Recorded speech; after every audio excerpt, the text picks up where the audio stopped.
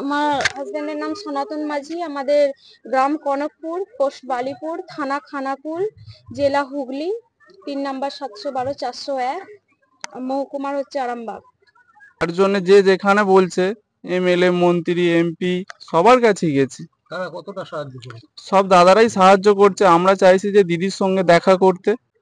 আমরা এখানে শুনেছিলাম যে মায়ের এখানে যে আসে সে খালি হাতে কোনোদিন ফিরে যায় না, কিন্তু আমরা তো বাবা মা, সেইভাবে আমরাও এসেছি এখানে। শুনেছি মায়ের কাছে যে আসে সে খালি হাতে ফিরে যায় না।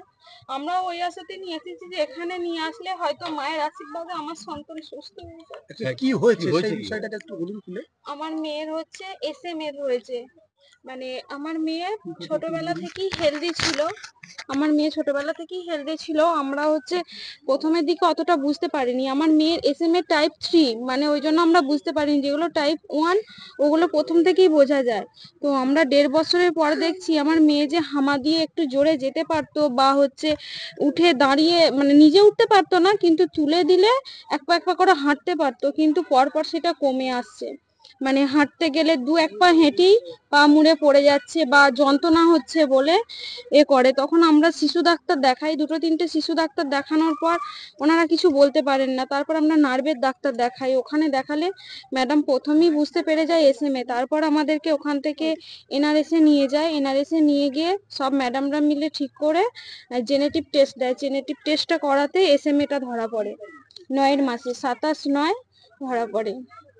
ডাক্তার এখন কি বলছে, কি করতে হবে?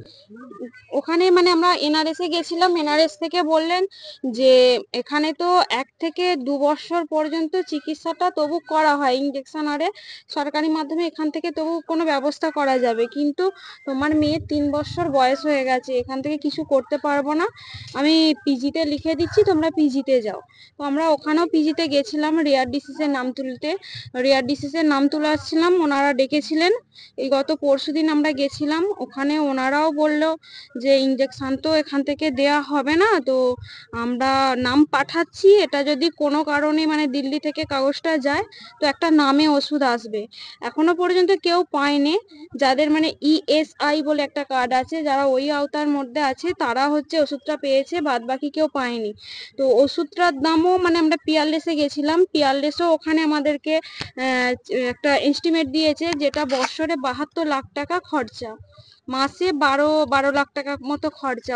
মানে স্পাইনে যে ইনজেকশনটা দেবে যতদিন না ওটা দিচ্ছে ততদিন হচ্ছে ওষুধটা কন্টিনিউ চালাতে হবে। মানে বছরে 72 লাখ টাকা একটা এস্টিমেট দিয়েছে, আর মাসে 12 লাখ টাকা না 6 লাখ টাকা? 12 লাখ মাসে টাকা। 12 লাখ টাকা মাসে এস্টিমেট 12 লাখ একবারে নিলে ওটা বলছে 72 লাখ টাকা 72 লাখ টাকা। বছরে, এবং ততদিন এটা দিতে হবে যতদিন না তার ওই ইনজেকশনটা পড়ছে, যে ইনজেকশনটার দাম হচ্ছে 16 কোটি টাকা। তো 16 কোটি টাকার যে ইনজেকশনটা আর ওই যে ট্রিটমেন্টটা হবে, তো এটা পিজিতে যখন আপনারা গেছেন, পিজি তো সরকারি জায়গা, তো তারা কি বলছে যে ইনজেকশনটা তারা দিতে পারবে না? ওখানে নেই, মানে ওখানে ওষুধটাও এখনো পর্যন্ত এসে পৌঁছায়নি। ওখানে পিজিতে নেই না, ওটা হচ্ছে পিজি থেকে আনাতে হয় কাগজ জমা পড়লে, মানে কিছু একটা কাগজ আছে যেটা দিল্লিতে পৌঁছালে কাগজটা নামে ওষুধটা আসবে, মানে এতগুলো পেশেন্ট আছে ওইভাবে ওষুধ আসে না। আপনারা জিজ্ঞাসা করেননি যে কি কাগজ করতে হবে আমার মেয়ের জন্য, যেটা দিল্লিতে পাঠাবার জন্য? কি ওনারা নিয়েছে, যে আমাদের কাছে যে প্রেসক্রিপশন আরে ছিল ওনারা নিয়েছে, এগুলো পাঠাচ্ছে, বলছে এইগুলো পাঠাচ্ছি, এবার যখন আসবে তোমাদেরকে ফোন করব। আর পিয়ারলেস হসপিটালে লটারির মাধ্যমে এই রোগের চিকিৎসা বছরে একবার হয়, একজনেরই হয় লটারির মাধ্যমে। আমাদেরকে ওটা বলেছে, মানে এবছরের তো হয়ে গেছে, সামনের বছর বলেছে, তো সামনের বছর পর্যন্ত চালাতে গেলেও যে সামনের বছর মানে ধরুন 2024-এ হয়ে গেছে, এটা কি 2025-এর কথা বলছেন? হ্যাঁ কোন সময়টা হয় ওটা জানিস কি? না, ওটা এখনো আমাদেরকে জানানো হয়নি। ডিসেম্বর চলছে 2024-এ, তো আমাদেরকে ওটা এখনো 16 কোটি টাকা দেওয়ার মতন সামর্থ্য আমাদের কারোর নেই। অতএব আমরা সাহায্য করতে পারি একটা শেয়ার করে। এই ভিডিওটি এত পরিমাণে শেয়ার করুন যাতে এই বাচ্চাটির জীবন এই শেয়ারের মাধ্যমে বেঁচে যায়।